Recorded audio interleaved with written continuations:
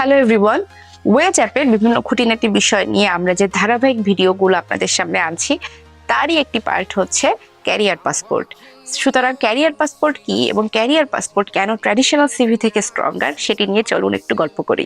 Traditional CV অর্থাৎ কাগজে যে সিভি গুলো আমরা দেখি এটা তো যে কেউই বানাতে পারে, রাইট? আসলে কাগজে সিভি দিয়ে কি কি এমপ্লয়ারদের দৃষ্টি আকর্ষণ করা সম্ভব?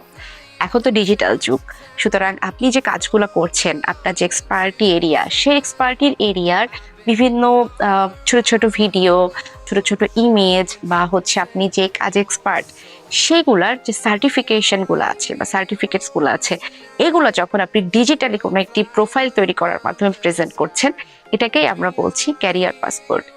তো কোনটা আসলে বেশি ইফেক্টিভ? ডিজিটালি যখন একটা এমপ্লয়ার আপনার প্রোফাইলটিকে সামনে দেখছে, আপনার কাজের প্রুফগুলোকে দেখছে, সেটি নাকি written version of the CV?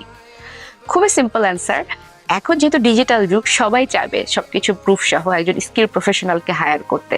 যখন একজন এমপ্লয়ার দেখবে যে আপনার একটা ডিজিটাল প্রোফাইল আছে যেখানে আপনার কাজের এক্সপেরিয়েন্স গুলাকে আপলোড করা আছে, সার্টিফিকেটস গুলাকে সামনে প্রেজেন্ট করা আছে, তখন কিন্তু এমপ্লয়ার আপনাকে জেনারেল ওয়ার্কার থেকে বেশি ট্রিট করবে স্কিল প্রফেশনাল ওয়ার্কার হিসেবে।